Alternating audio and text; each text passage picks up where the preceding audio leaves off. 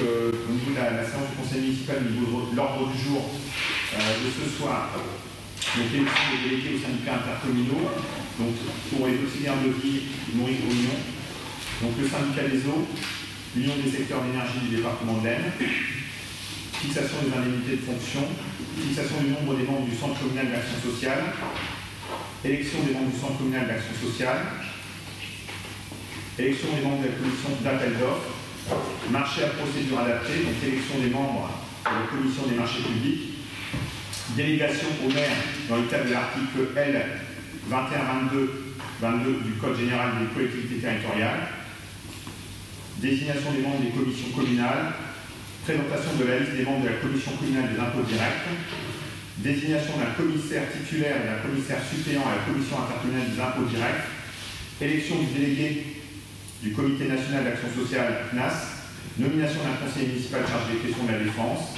désignation d'un élu référent au service déchets ménagers de la communauté de communes, désignation d'un représentant à la commission locale d'évaluation des charges transférées, au niveau du CEDA, désignation d'un correspondant intempérie, indemnité du conseil au receveur municipal, projet d'aménagement d'un commerce alimentaire de proximité, fonctionnement du centre de loisirs sans hébergement, modification du tableau des effectifs du personnel communal, classement des archives et questions diverses. Voilà. Donc, sans plus attendre, je vous propose de passer au premier point de l'ordre du jour, donc élection des délégués aux syndicats intercommunaux.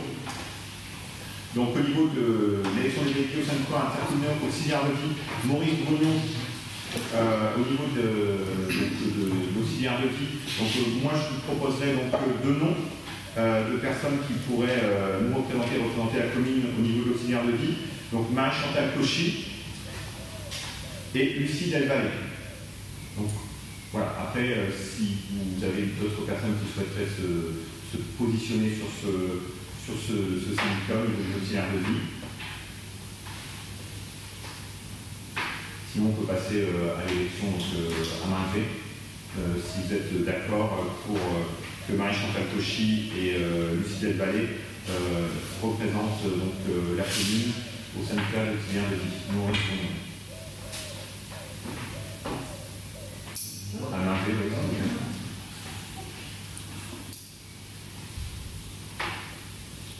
je vous remercie. Au niveau du syndicat des eaux, donc au niveau du syndicat des eaux, il nous faut 2 titulaires et 1 suppléant. Au niveau des titulaires, donc je vous propose donc, Francesco Lazzarano, qui était déjà dans le mandat précédent, donc moi-même, et puis en suppléant Frédéric Hiro. Donc pareil, si d'autres personnes souhaitaient Non, je faisais le vote. D'accord, donc ça, le vote va arriver. Donc dans le cas contraire, très bien. Donc on va passer au vote, donc pour les 2 titulaires et le suppléant. Merci. Alors au niveau de l'UCEDA, donc au niveau du CEDA, donc 2 titulaires, donc Frédéric Hiro, je vous propose, et moi-même, au niveau du CEDA. Très bien, on passe au vote. Je vous remercie. Ah oui, fixation des indemnités de fonction. C'est déjà passé. Donc, alors, fixation des indemnités de fonction.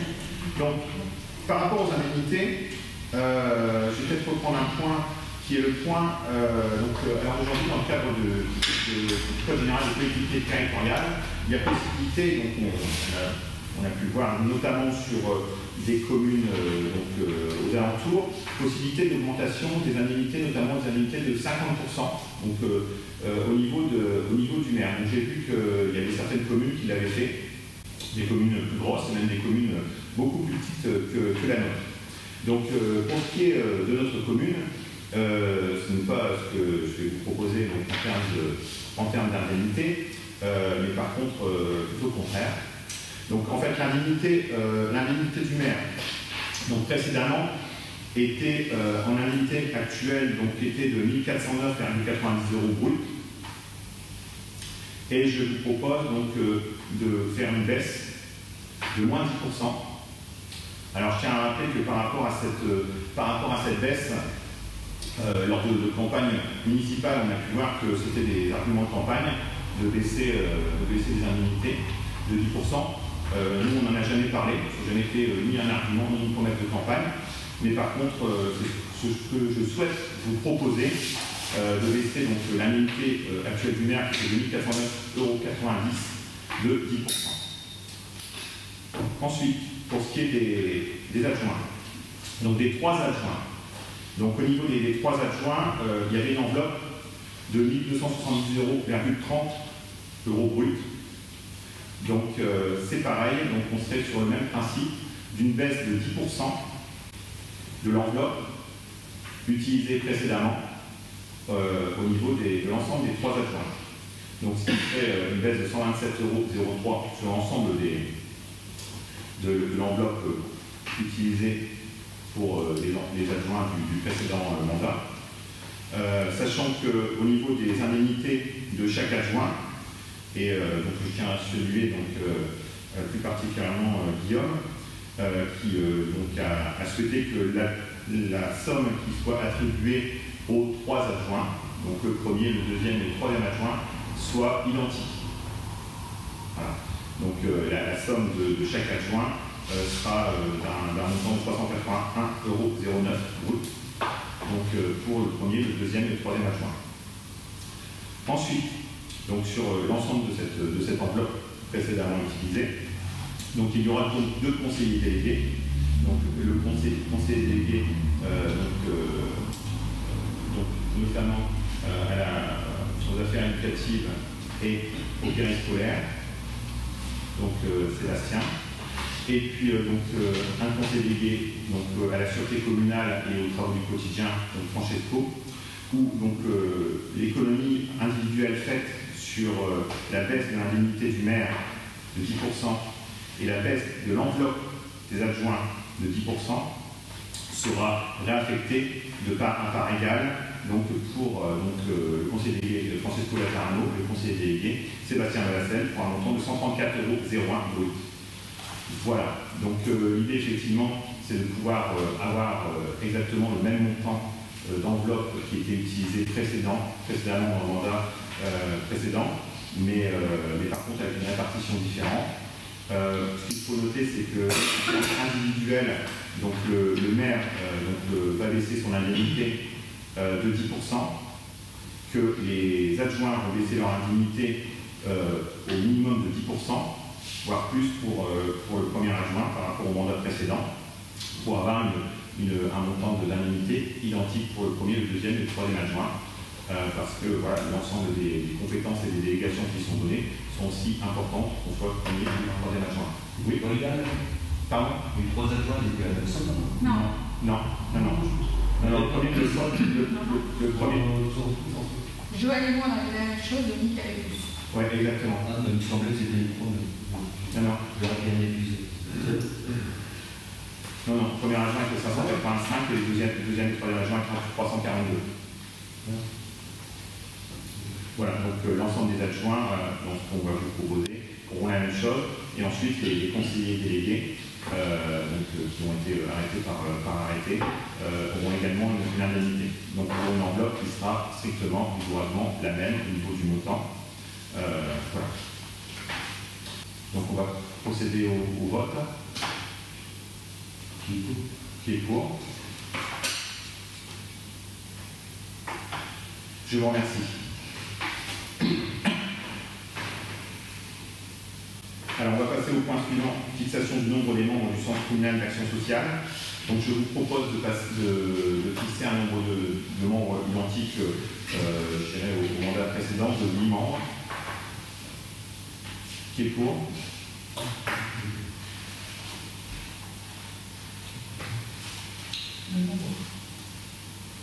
Merci. Alors, élection des membres du Centre communal d'action sociale. Donc pour les 8 membres du CCAS, donc je vous propose en termes de personnes qui seront donc, au CCAS, donc Guillaume Villers, Marie-Chantal Cauchy, Claire Decaux, Lucie Delvallée, Florine Ledieu, Joël Salingro, Bruno Camus, Amandine Binet. Je passe au vote. Qui est pour? Je vous remercie. Alors, élection des membres de la commission d'appel d'offres.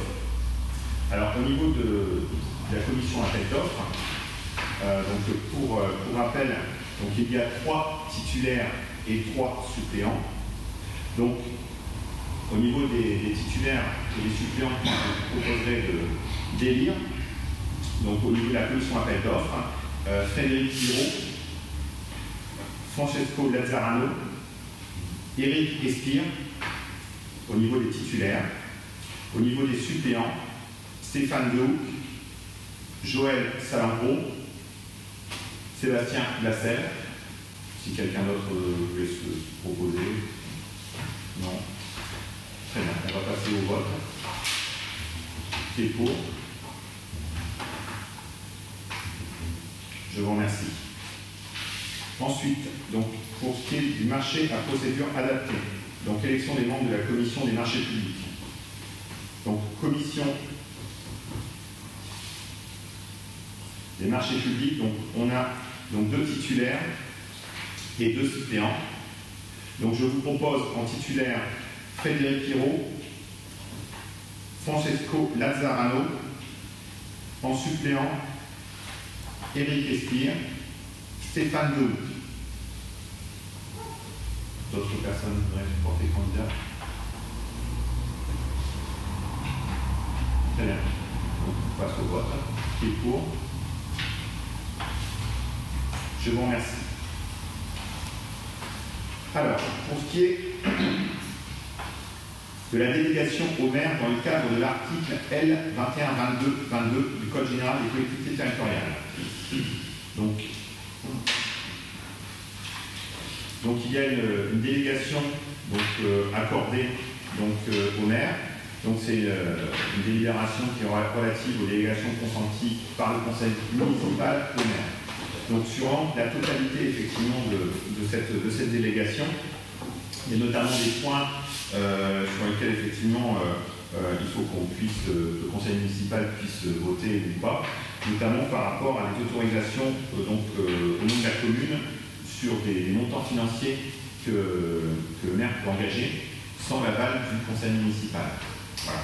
Donc alors, au niveau des autorisations, alors notamment par rapport à l'autorisation de renouveler les adhésions d'associations dont qui sont membres et avec un montant qui doit être déterminé. C'est-à-dire qu'effectivement, globalement, les montants ils varient globalement jusqu'à environ 1 000 €. Si on prend notamment la FNAC, qui est considérée comme une association, même si elle fait des prestations de services, il y a quand même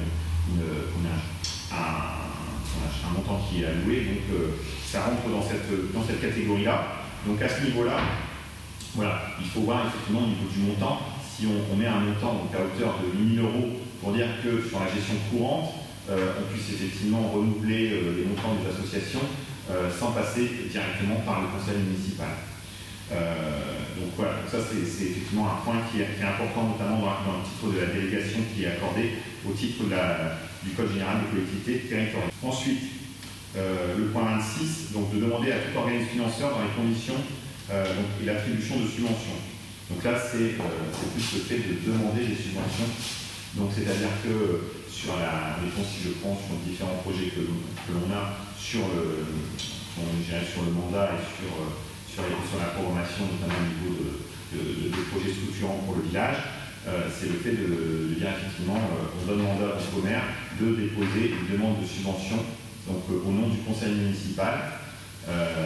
Voilà, donc c'est effectivement plus dans un esprit d'agilité de permettre effectivement de pouvoir déposer les demandes de subvention dans les bons créneaux au niveau des bonnes dates, sans attendre ou sans convoquer. Donc à chaque fois qu'on va faire une demande de subvention, un conseil municipal justement pour pouvoir délibérer sur le fait de la possibilité de pouvoir déposer telle ou telle subvention.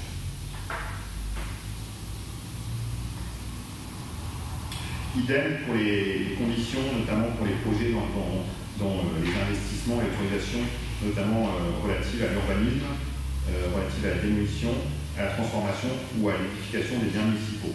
Donc par exemple, effectivement, si on a et nous avons un projet de modification d'un bâtiment municipal, il faudra passer dans le conseil municipal à chaque fois pour savoir effectivement si on a la possibilité de pouvoir le faire et donner l'aval au niveau du conseil municipal. Donc essentiellement, l'ensemble des points portent sur ces aspects-là. Donc, voilà, on est en débat, donc il y a une question. Après, le tout, c'est voir effectivement si on passe au vote pour donner une délibération, pour pouvoir faire alors d'une part, pouvoir faire effectivement les remuements des associations comme précité, et puis aussi par rapport à l'ensemble des demandes de subventions, et notamment aussi au niveau des investissements et des transformations d'immobilier, notamment communaux. Qui est pour? Je vous remercie. Désignation des membres des commissions communales. Donc au niveau des commissions, donc après, bon, effectivement, il y aura un nombre de personnes par commission. Donc par rapport à ça, donc, je vais vous proposer des noms, et pour effectivement adopter le fait d'avoir ces personnes au niveau des commissions. L'idée, c'est qu'effectivement, chaque conseiller municipal puisse assister à une ou plusieurs commissions pour pouvoir apporter son expertise sur telle ou telle commission. On va commencer par la première commission, qui est la commission des finances. Donc au niveau de la commission des finances, je proposerai Guillaume Villers, Joël Salambro, Sébastien Blassel, Francesco Lazzarano, Éric Espire, Stéphane Dehouck, Marie-Chantal Cauchy. Qui est pour? Merci. Au niveau de la commission fêtes et cérémonies, je vous proposerai Sébastien Blassel, Lucie Delvallée, Bruno Camus, Joël Salambro, Claire Decaux, Marie-Chantal Cauchy, Delphine Bulinski. Qui est pour?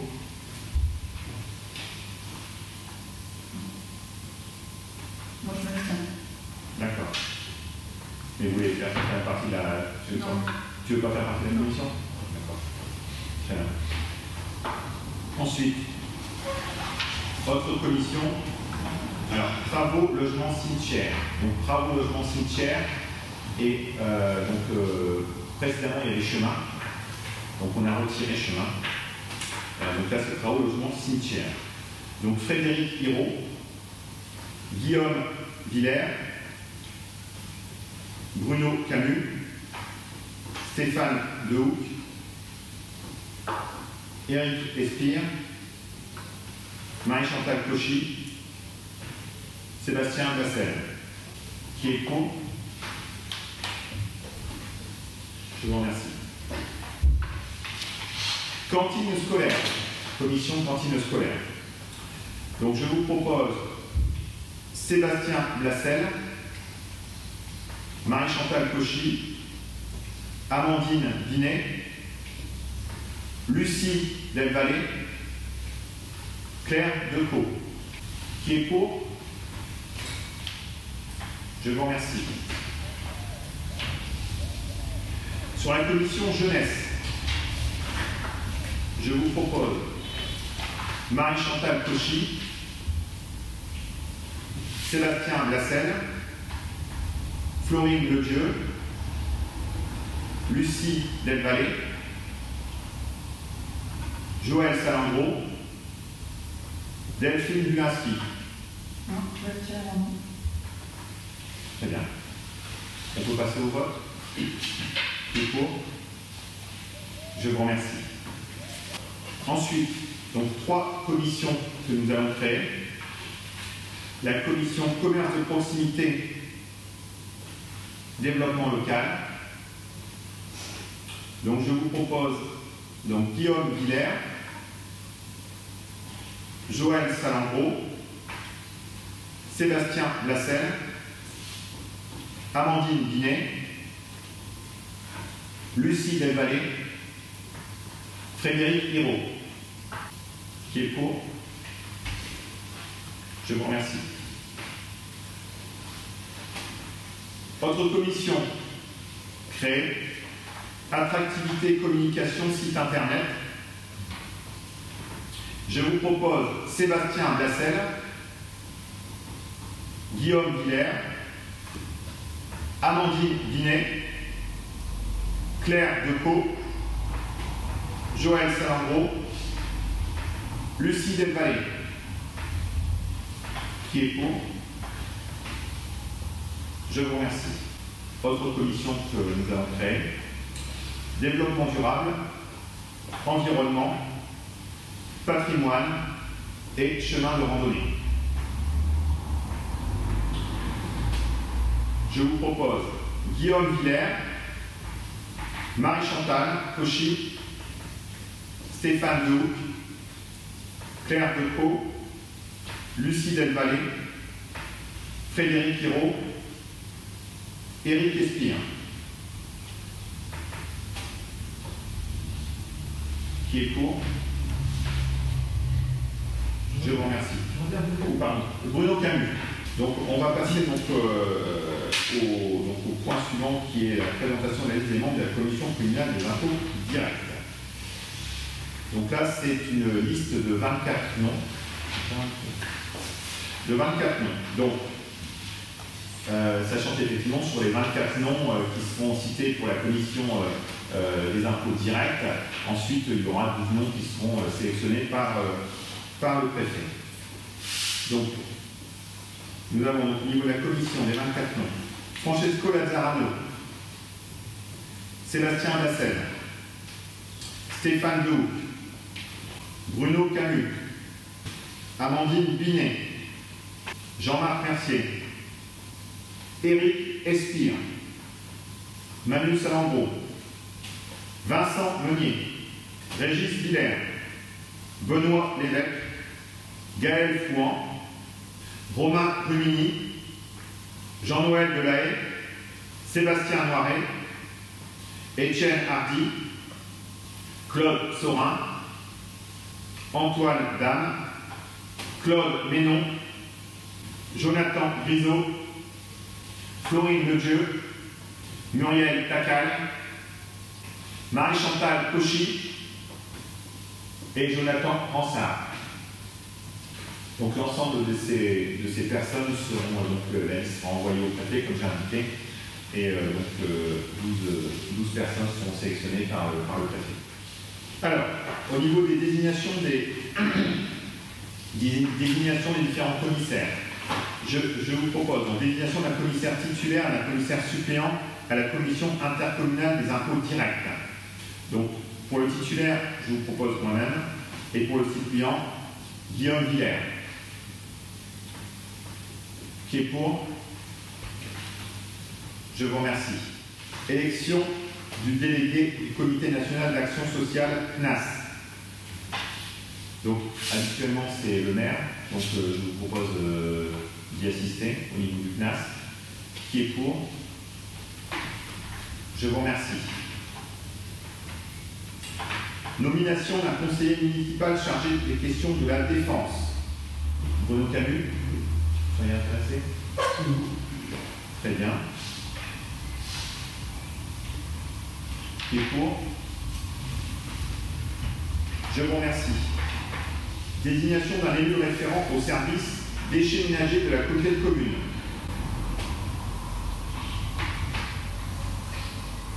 Il y a un point. Oui. Personne. Claire? Je te laisse. Après, on peut voter pour l'un et pour l'autre. Si vous les partagez. Bon, Claire. Claire Decaux. Qui est pour?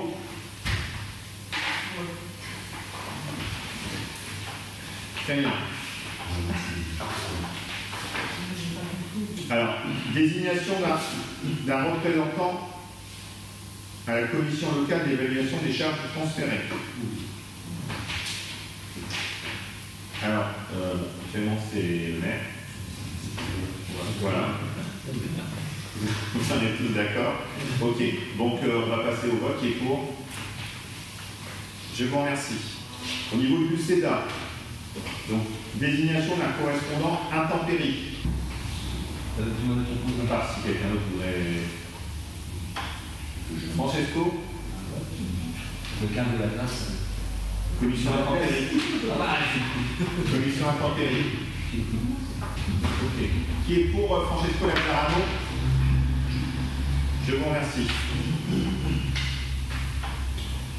Alors nous passons à l'indemnité de conseil au receveur municipal. Car on peut voter pour une indemnité de conseil au receveur municipal. François, t'as déjà entendu parler d'un débat? Oui, c'est pour ça que... Alors, le receveur municipal peut être là pour aussi apporter une aide, d'analyse, pardon. C'est ce que Didier t'a déjà... C'est interdit. Ne cherchez pas, là, Didier et aux impôts, a dit que c'était interdit. Il y a eu du ministère. C'est-à-dire un arrêté que le ministère des Finances ne veut plus que les impôts ils perçoivent un plus de leur travail. Ici, je peux demander l'arrêter. Ça tombe bien parce que j'allais vous proposer de ne pas. Non, il a reçu combien de collections, on a refusé. Donc, voilà, précédemment, dans le mandat précédent, il n'y avait pas d'indemnité pour le receveur. D'après Didier, qui est aux impôts, il y a une note de service interdisant de percevoir une indemnité. Ça vient de plus haut. D'accord. Bon, alors aujourd'hui, ça reste quand même une règle, une possibilité. Voilà, une possibilité. Donc, moi, je vais vous donner la possibilité de pouvoir ne pas donner d'indemnité du conseil au receveur. Voilà, donc qui est pour ne pas donner d'indemnité? Je vous remercie. Alors, point suivant. Alors, le point suivant, c'est le projet d'aménagement d'un commerce alimentaire de proximité. Donc, on va revenir sur la campagne, sur le fait qu'effectivement, dans nos projets, nous avions le projet de remettre en place un commerce alimentaire, donc de proximité. Donc, commerce alimentaire de proximité, donc notamment, plus précisément au niveau d'une boulangerie. Alors après, effectivement, la boulangerie pourra développer sur d'autres secteurs d'activité, mais là, je reste bien sur le projet même du commerce de proximité. Donc, par rapport à ce projet de commerce, donc là, on a d'ores et déjà commencé à rencontrer les financeurs. Donc, les financeurs qui sont à même, effectivement, de pouvoir financer ce type de projet. Donc, notamment le pays de Thiérache, qui, donc, dans le cadre de fonds européens, qui sont les fonds leaders, permet effectivement de pouvoir financer ce projet. Donc, au niveau du financement du projet, il est tout à fait possible de le faire financer. Bon, la seule chose, c'est que sur ce projet, simplement pour revenir, on est sur les fonds européens. Donc, les fonds européens, c'est sur la programmation 2014, ça marche, ça fonctionne toujours en programmation 2014-2020. Et donc, en principe, ça devrait s'arrêter au 31 décembre 2020. Donc, pour nous, ça aurait été un petit peu court, mais on a la chance que la programmation ait un peu de retard, ce qui fait qu'on peut déposer jusqu'au 31 décembre 2021. Voilà. Donc, ça, c'est une première chose, donc, qui est plutôt positive. La deuxième chose, c'est que pour 1 euro apporté, 4 euros sont apportés par les fonds leaders, donc ce sont des fonds FEADER, donc ce qui est énorme. C'est énorme. Parce que d'habitude, on est plutôt sur 1 euro apporté, 1 euro donné. Là, si on est sur 1 euro apporté, 4 euros apportés. Donc ça, c'est plutôt très bien. Donc on a rencontré donc, la chargée de projet, donc Madame Delpech. Donc là, pour l'instant, tous les feux sont ouverts. La seule chose, c'est qu'effectivement, il faut simplement, en conseil municipal, l'indiquer pour pouvoir ensuite commencer plus avant les demandes de dossiers. Effectivement, les dossiers, comme vous le savez, ne sont pas comme ça. Donc ça, c'est une première chose. Alors plus globalement, le projet de commerce s'inscrit dans une revitalisation plus globale et une offre d'attractivité au niveau du village, qui passe aussi par l'aménagement des chemins et des chemins communaux et des chemins de randonnée. Et puis à l'intérieur de la boucle des chemins de randonnée, il y a l'abbatiale, le site de l'abbatiale. Et on a également une autre chance, c'est que dans le cadre des fonds FEADER, ils ne financent pas que l'aménagement des commerces de proximité. Donc quand je dis aménagement, c'est aussi bien l'aménagement et les travaux de réhabilitation d'un bâtiment que aussi les achats de gros matériel. C'est-à-dire que ça rentre aussi les fours, les gros équipements, les chambres froides, les chambres de pousse, tout rentre également et est finançable dans le cadre du FEADER. Pour ce qui est des chemins de randonnée, c'est également finançable. C'est-à-dire que dans les chemins de randonnée, on pourra faire financer la signalétique, certains endroits on pourra effectivement mettre une circulation avec des bancs, voilà, tout ça, ça rentre dedans. On a également au niveau du site de l'abbatiale qui pourra rentrer également dans le financement des chemins de randonnée dans le cadre du FEADER. Donc ça, c'est vraiment dans un projet global. Pour revenir sur le commerce de proximité, on va également rencontrer la chargée de mission du Conseil régional des Hauts-de-France, parce que le Conseil régional des Hauts-de-France a ouvert en commission permanente en septembre 2019 une ligne, notamment pour le financement de la réhabilitation et l'implantation du dernier commerce en zone rurale. Donc nous, on fait tout à fait partie du dernier commerce en zone rurale. Et donc là, la région finance également sur des montants qui vont jusqu'à un projet global de 150 000 €. Donc on a effectivement la possibilité, donc les deux aides sont compatibles, le FEADER et l'aide du Conseil régional. Donc on va rencontrer la charge de mission au niveau du Conseil régional pour faire une première rencontre et faire le point de l'ensemble des éléments et de la procédure pour mettre en place cette demande auprès du Conseil régional des Hauts-de-France. Voilà. Donc là, c'est, je dirais, les deux gros financeurs qui apporteraient sur ces projets. Et ensuite, on a également encore la possibilité d'avoir des financements État. Mais ça, je dirais, ce serait la cerise sur le gâteau, quoi.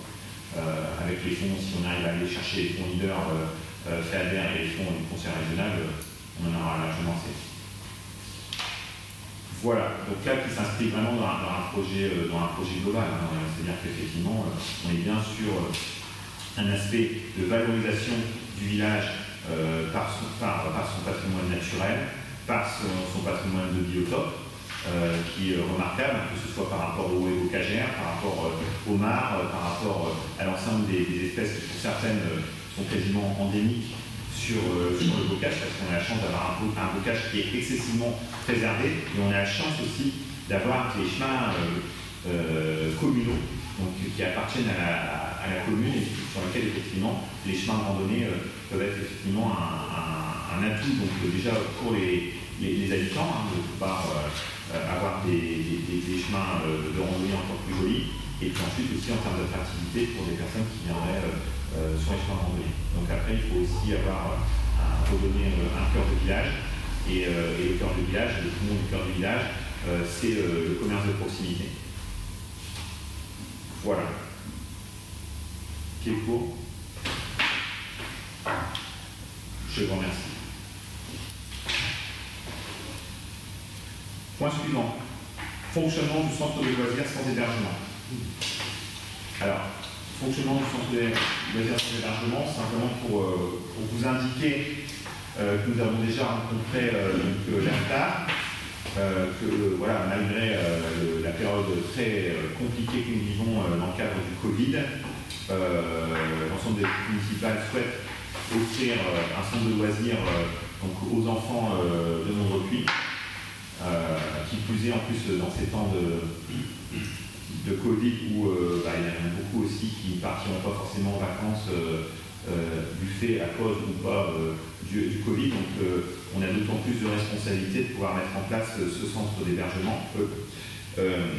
au niveau du centre de loisirs, sans hébergement. Par rapport à cet aspect, ce que je voulais dire aussi, c'est qu'effectivement, pour l'instant, on n'a pas encore tous les éléments de contenu, notamment des animations qui pourront être dispensées par l'AFDAR, parce qu'ils sont eux aussi en attente des derniers protocoles qui devraient tomber d'ici, on va dire, le 22 juin, peut-être après.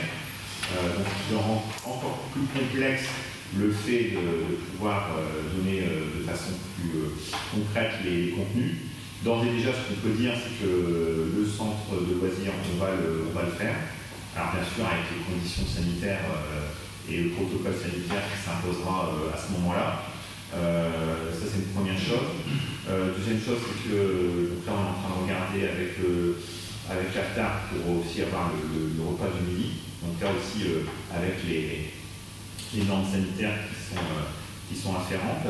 Donc voilà, donc là le tout c'est que voilà, là on a pris les premiers contacts, on attend au niveau de l'AFDAR les éléments de contenu par rapport aux différentes animations qui vont pouvoir être faites.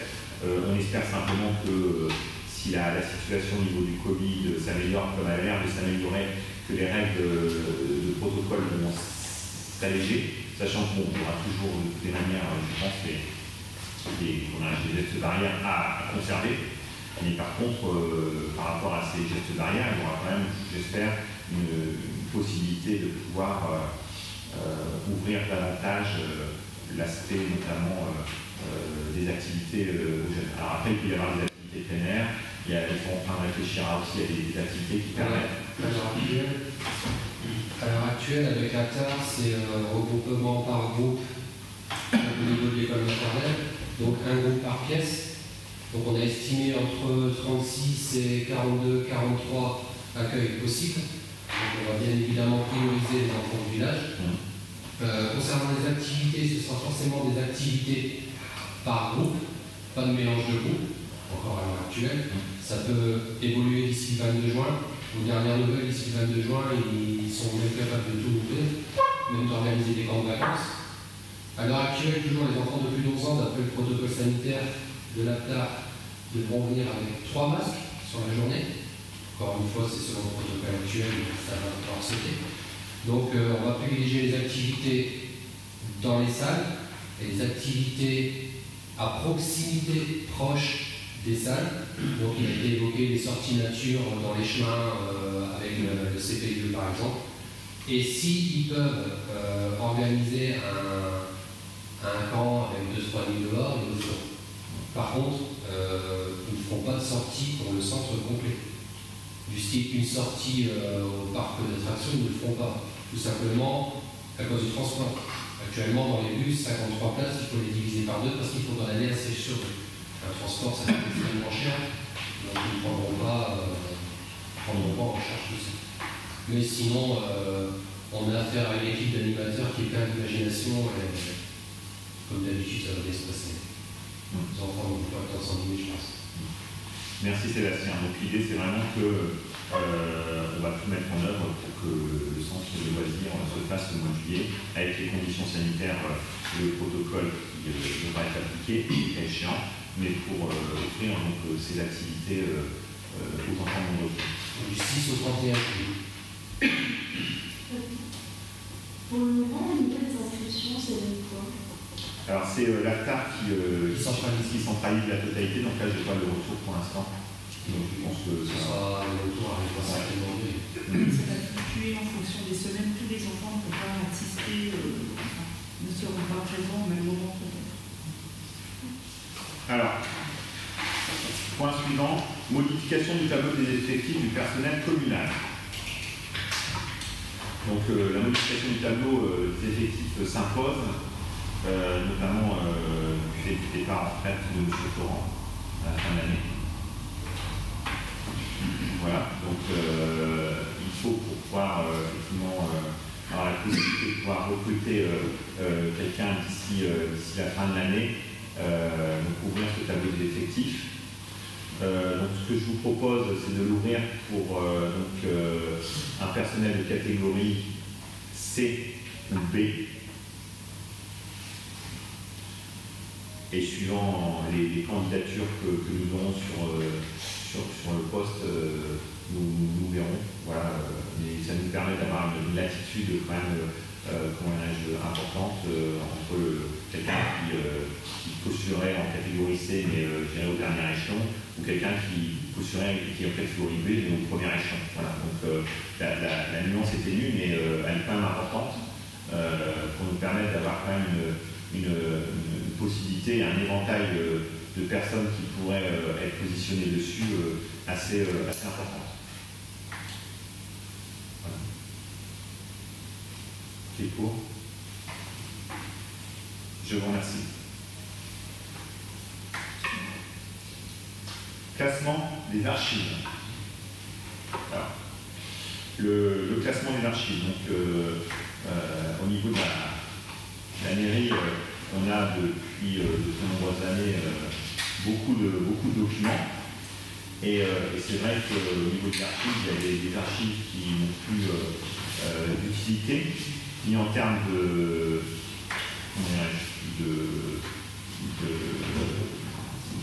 d'opérationnalité pour le fonctionnement de la mairie, ni en termes de conservation dans le cadre d'une obligation de conserver les documents. Par contre, ces archives, on ne peut pas en faire ce qu'on veut. C'est-à-dire qu'à un moment donné, ils doivent être classifiés. Et surtout, certaines archives, on doit avoir l'autorisation, c'est pas nous qui le faisons, on doit avoir l'autorisation de pouvoir faire détruire ces archives à partir du moment où l'ensemble des archives ont été recensées. Voilà. Donc l'organisme, c'est le centre de gestion. Alors le centre de gestion, donc il faudrait qu'on mandate le centre de gestion.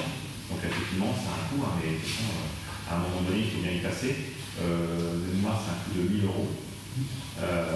Mais c'est le centre de gestion en fait, qui est habilité pour pouvoir reprendre la totalité des archives qu'on a à la commune et de pouvoir effectivement sélectionner les archives qu'il faut conserver, parce que c'est pas, et les archives qu'il faut par contre détruire, ce qui permettrait d'une part de pouvoir classer la totalité des archives et puis aussi de pouvoir aussi gagner de la place pour des archives qui n'ont plus d'utilité, mais qui ont été effectivement identifiées par le centre de gestion.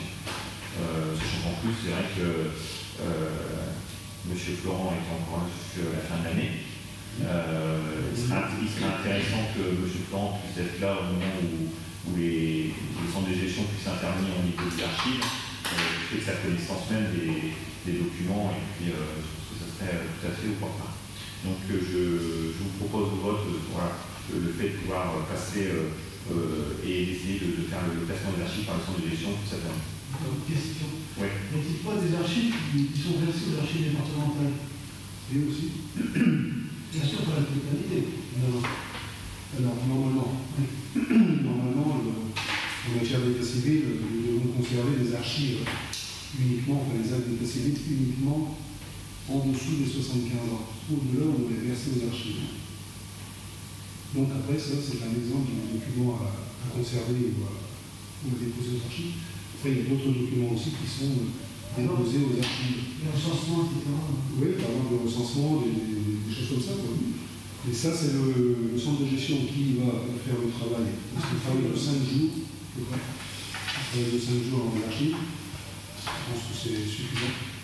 Et après, on a la possibilité de faire détruire soit sur place, soit au fur et à mesure dans une machine pour les documents, ou alors on met les documents dans un centre justement qui détruit ces archives. On peut les envoyer avec le véhicule ou un camion, en fonction de ce qu'il y a. Mais c'est vrai que les archives sont quand même bien pleines, il faut faire de la place. Ce qui est important à noter, c'est que c'est le centre de gestion qui va déterminer l'intérêt des archives. Effectivement, ça c'est quand même essentiel parce que c'est les seuls qui sont habilités à pouvoir le faire de cette façon-là. Donc effectivement, les actes, bien entendu, qui doivent être reversés à différents organismes au niveau départemental puissent l'être. Mais voilà, que ça soit fait de façon, je dirais, en toute, bien sûr, toute transparence et puis surtout en toute égalité, pour que le centre de gestion puisse être habilité et puissent effectuer ce service. Par contre, ce qui serait intéressant à venir, c'est alors, je ne sais pas si c'est la priorité, hein, mais peut-être de numériser certaines archives, parce qu'il y en a qui vont disparaître définitivement, qui peuvent être intéressantes. Nous, ça vous concerner la mémoire. Après, c'est vrai que le départemental mérite un certain nombre d'archives, mais il y en a d'autres qui mériteraient d'être conservées, qui ne seront pas aux archives départementales. Je pense Bien sûr. Dans un souci aussi d'efficacité par la suite, parce que de toute façon, on est obligé de passer par la numérisation, puis si on veut gagner en efficacité, on n'a pas fait. Tout à fait. De toute façon, une fois que l'ordre de mission sera donné au niveau du centre de gestion, on verra avec eux. On espère que j'ai bien le faire cette année. Ouais. On force un peu. Très bien. Qui est pour? Je vous remercie. Alors, notamment dans les questions diverses, donc il y a notamment l'imposition, le taux d'imposition. Alors, au niveau du taux d'imposition, je vous proposerai de ne pas augmenter. Alors, simplement, quand même un rappel. En fait, dans le cadre du gouvernement du président Emmanuel Macron, donc la taxe d'habitation, on arrive donc à l'année charnière, où là, on ne donne pas de taux au niveau de la taxe d'habitation. Alors d'aujourd'hui, on a potentiellement un montant de taxe d'habitation qui nous revient de 159 988 €. Donc là, on ne va pas voter de taux, parce que l'année prochaine, on est sur l'année charnière où on ne recevra plus la taxe d'habitation, mais elle sera compensée. Oui, elle sera compensée. Oui. Elle sera compensée de 159 988 €. Voilà. Donc là, on ne va pas voter de taux parce que on n'a plus prélevé l'impôt. En fait, en étant clair, on ne prélève plus l'impôt, les taux d'imposition sur la taxe d'habitation. Par contre, on doit recevoir à l'équivalent la première année. Donc à l'équivalent, le taux d'habitation, le taux de la taxe d'habitation. Voilà. Donc ça sera à partir de l'année prochaine. Par contre, pour la taxe foncière sur le bâti, la taxe foncière sur le non-bâti, effectivement, donc respectivement pour la taxe foncière bâtie de 150 529 € et la taxe foncière non-bâtie de 49 126 €, il faut effectivement voter le taux, savoir si effectivement on augmente le taux ou pas. Donc ce que je vous proposerais, c'est de ne pas augmenter le taux. Voilà. Alors après, il faut effectivement différencier le taux de la base, parce qu'effectivement, on peut avoir une augmentation d'une année sur l'autre, mais ce n'est pas à la main de la commune. La base, c'est les services de la DGFiP qui vont, s'ils le font, augmenter la base. Donc qui, par votre définition, s'ils augmentent la base, vous allez avoir un taxe de bâti ou non bâti qui va être plus important, parce qu'ils vont augmenter la base, mais le taux qui est pour nous le taux communal, nous n'allons pas y toucher. Voilà. Après, on a d'autres taux des autres collectivités, et ça, c'est pas notre affaire, mais pour ce qui est du taux, du taux communal, je vous propose de ne pas l'augmenter. Qui est pour? Je vous remercie.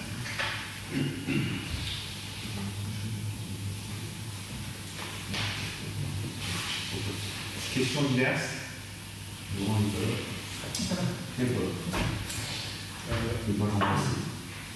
Tout à l'heure, on a parlé de la modification du tableau des effectifs. Ouais. On est sollicité de part et d'autre par certaines personnes dans le village par rapport au recrutement, le remplacement d'un Florent.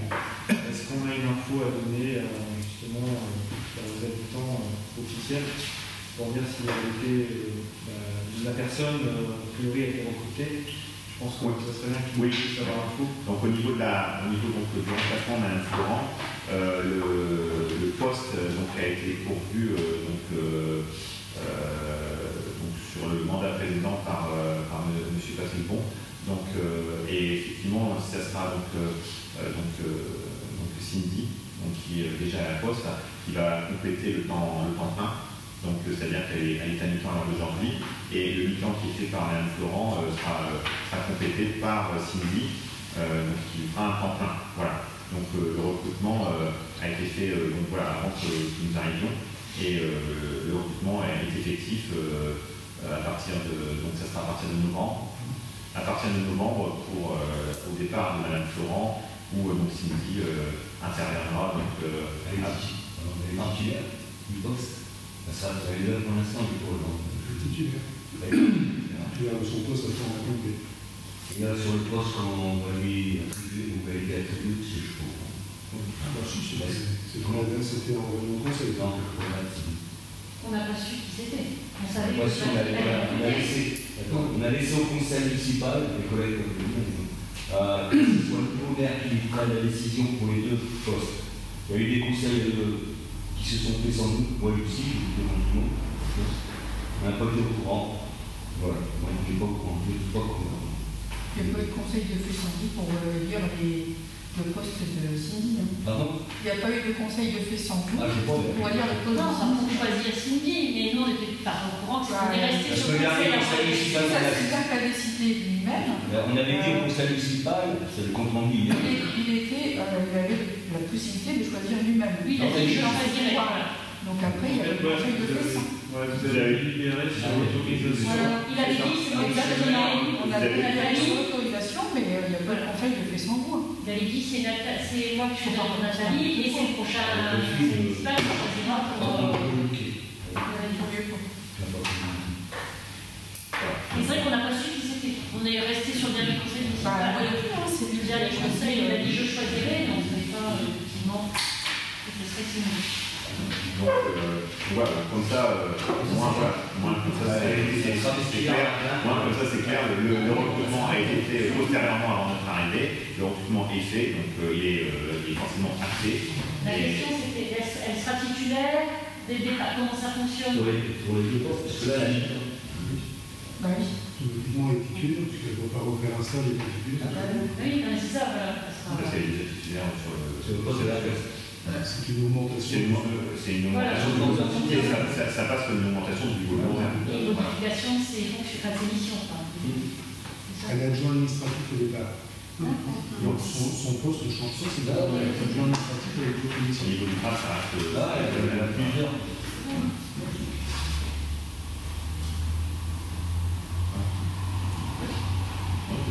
D'autres choses? Question pour le commerce alimentaire, vous avez prévu à quel endroit?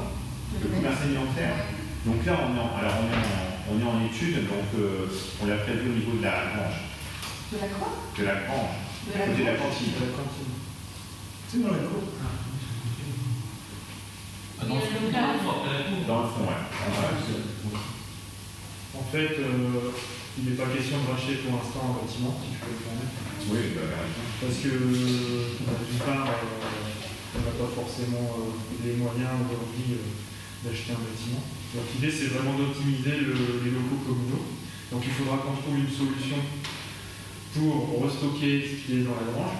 Donc ça, c'est à l'étude en parallèle. Mais l'idée, c'est d'utiliser un bâtiment communal existant, en bon état, qui s'y prête bien, qui est bien placé, avenue de Verdun idéalement. Donc en fait, on n'avait pas les masses.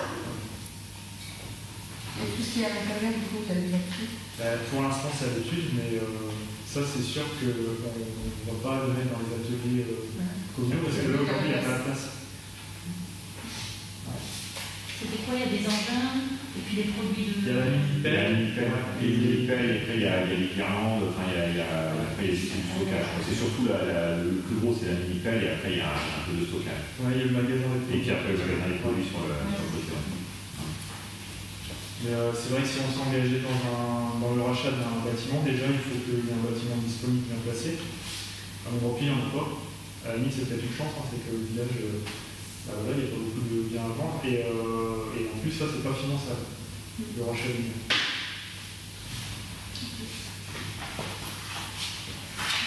Donc, voilà.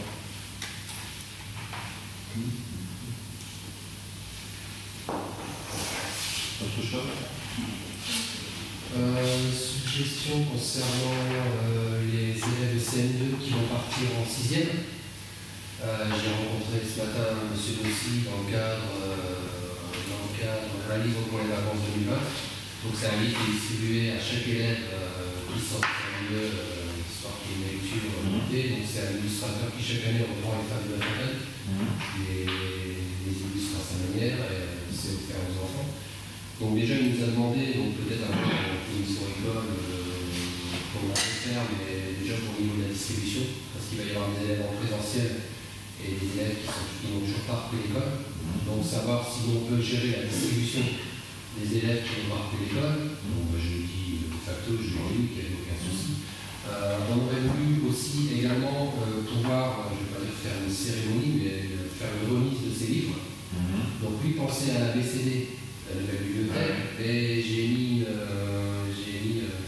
quelques doutes concernant la surface du local et le nombre d'élèves à accueillir. Actuellement, il y en aurait 6 ou 7 élèves, mais si on prend l'instituteur, la directrice, éventuellement le maire et un représentant d'un droit ou un adjoint, on arriverait facilement à plus de 10.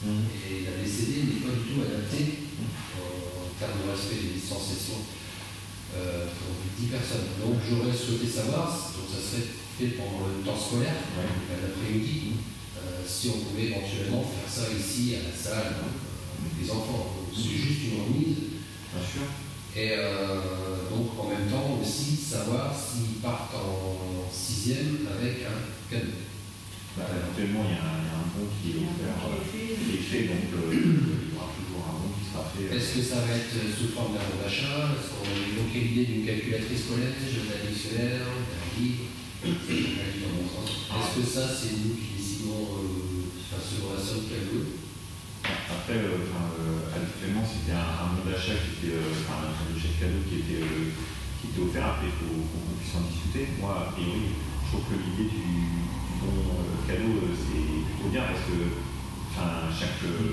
chaque enfant peut effectivement acheter nous qui le souhaite. Après, il y a d'autres idées, moi, je ne suis pas contre.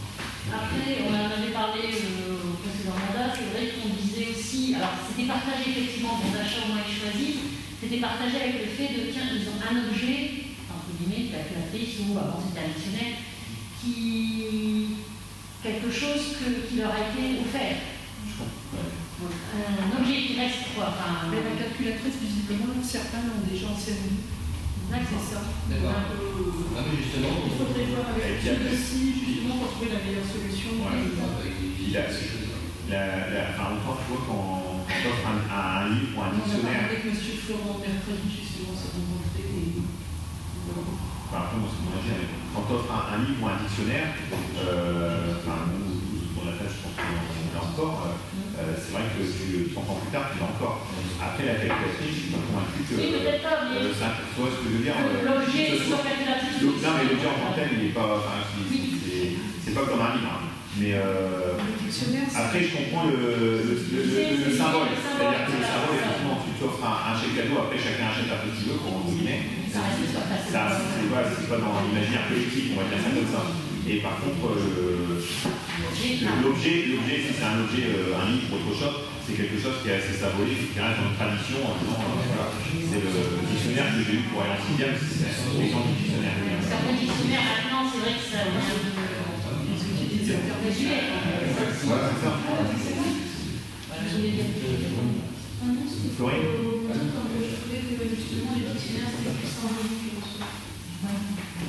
Toi, tu trouves que c'est plus symbolique? De quoi, un dictionnaire? D'avoir un objet. Ah, mais maintenant, on discute sur le jeu. C'est vrai. Bon, après, voilà. Non, mais ce sera. Alors, cadeau, entre guillemets, ça, il y aura toujours. Après, la forme qu'il prend, d'accord, ok. Ça, on n'est pas. De toute façon, ils auront d'ores et déjà le livre de l'éducation nationale. Si après, il y a un d'achat, ils auront un truc matériel et puis un truc un peu moins matériel. Voilà. Après, c'est ça. Après, sur. Comment? Non. Sur la forme que ça va prendre, ça peut prendre la forme du chèque cadeau comme c'était fait précédemment ou sur un objet. Effectivement, il y aura un livre aussi. Et donc, il y aurait deux remises parce qu'habituellement, c'était été, on nous a demandé de faire un record parce que le 14 juillet, il y a des enfants qui sont déjà partis en vacances, il y en a d'autres qui pas forcément. Et il m'a encore répété ce matin, il m'a dit que ça pouvait être fait en même temps d'ici fin d'année, dans les derniers jours. Bon, après, si on va déjà faire un 14 juillet, il va y avoir des choses différentes, c'est un peu. Puis c'est les mêmes élèves qui sont concernés en plus, c'est que le et le 14 juillet, comment ça va se passer, on ne sait pas, est-ce que. Voilà, ça aussi, on n'est toujours pas fixé là-dessus. Voilà, c'est tout. Très bien. D'autres questions? Non, mais je regarde forcément, je ne sais pas l'idée forcément, mais non. Est-ce qu'il y a des réflexions de loi qui sont prévues, programmées? Pardon. Des réflexions de route, tu veux dire? Ouais, d'accord, ok. Le chemin, d'accord. Alors, tu veux dire les chemins de randonnée ou c'est quoi? Les de route? D'accord. Alors, pour l'instant, nous n'en sommes pas encore là. Par contre, ce qu'on compte faire dans les semaines qui viennent, alors bien sûr en respectant le protocole sanitaire, c'est de faire des réunions. On invitera les habitants, mais par grande rue, par secteur de Mondrepuis. Et sera la thématique sur la voirie, sur les travaux, les équipements. Alors l'idée effectivement, c'est pas forcément, on fera par rapport aussi à notre budget en termes d'investissement, mais par contre ce qu'on veut c'est recenser les problématiques que les habitants ont dans leur secteur. Alors bien sûr on ne pourra pas forcément répondre à tout, parce que voilà, l'investissement serait quand même colossal, mais par contre ce qu'on pourra faire c'est justement lister et faire une programmation sur le mandat des priorités qu'il faut mettre en place. Alors après, il y a cet aspect-là, et il y a aussi l'aspect investissement. C'est-à-dire que moi, ce que je souhaiterais, c'est que, alors mis à part les grandes routes et les grands travaux, qui là, forcément, sont des travaux qui sont importants, mais par contre, pour les investissements, comme des lampadaires, comme ce genre d'investissement, c'est qu'il y ait une égale proportion qui soit faite en termes d'investissement. C'est-à-dire qu'on situe au centre du village, qu'on situe au Lucain, qu'on situe rue Marius-Allium, rue Neuve ou Dardenne ou à la Trouée d'Anor, qu'on ait proportionnellement un investissement qui soit globalement équivalent. Voilà. Donc ça, c'est mon souhait. Mis à part les grands travaux, je mets à part les réflexions de route ou des travaux qui sont quand même plus conséquents. Mais sur ces achats d'équipements-là, donc là, ce qu'on va faire dans les mois qui viennent, c'est faire des réunions avec les habitants, justement, pour reprendre un petit peu les doléances de chaque secteur. Alors après, on ne pourra pas répondre à tout, mais au moins, on aura listé la totalité des problématiques, et ensuite, on fera une priorité, une programmation sur les 6 ans, pour essayer de faire des choses sur la totalité de la commune. Voilà. C'est un peu la méthode qu'on va employer pour avoir une méthode qui soit rationnelle, qui soit programmatique, parce que la problématique c'est que Mondrepuis est très étendu et la difficulté c'est que une fois il faut mettre un lampadaire, une fois il faut mettre donc, et puis on intervient beaucoup partout et on n'a pas une vision d'ensemble de la problématique, et ça c'est vraiment quelque chose que je souhaite qu'on mette en place avec notamment donc Frédéric et Francesco, pour avoir une vue, parce que c'est que il y a entre les travaux qui peuvent être prévus et puis les travaux qui nous tombent dessus. Pour ceux qui peuvent être prévus, ce serait bien effectivement d'avoir une programmation sur les 6 ans de ce qui doit être prévu. Voilà. Parce qu'après, il y a toujours des impondérables, encore ce matin. Donc il y a toujours des impondérables, et ça, on n'avait pas forcément prévu. Donc voilà un petit peu la méthode. Voilà. Pour la mettre en place. Et concernant l'éclairage public, comme dit la prochaine tranche de fonction des bureaux. Au niveau du CEDA? Oui. Ouais. Justement, moi, je n'ai pas d'informations complémentaires à te donner. De toute façon, quand on va siéger au niveau du CEDA, on va voir. Je pense oui. Je pense à ça. Donc, on va voir en termes de programmation le calendrier qui va être donné par Lucida, parce que là c'est géré directement par Lucida, mais en soi, nous on n'a pas d'impact dessus. Donc quand on aura le calendrier, on reviendra vers les habitants et les riverains pour leur donner l'information des tranches qui vont être faites notamment sur la rue d'Ardenne, plus précisément. On va distribuer des bougies.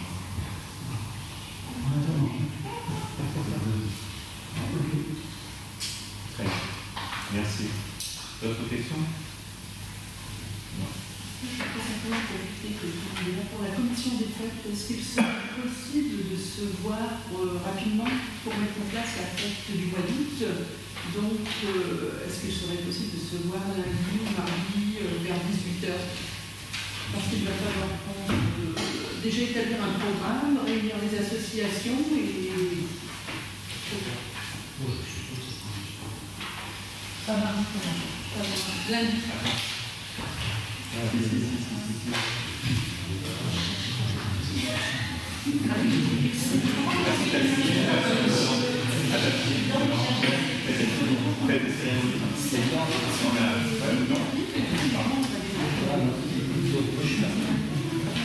Très bien. Donc, oui, simplement, lundi ou mardi? Donc ça, lundi 18h. On pourrait se réunir où À l'étage. À l'étage. 5, 6. On est 6 sur ça. 18h. À l'étage. Ouais. Ok, Alors, faites les cérémonies, donc Lucie, Sébastien, Bruno, Joël, Claire, Marie-Chantal. Bon, après, on empêche les personnes qui voudraient apporter Très bien. S'il n'y a pas d'autres questions, la séance est faite. Merci. Ah, par contre, oui, il faudra signer le... Ouais, on va le passer. Ok.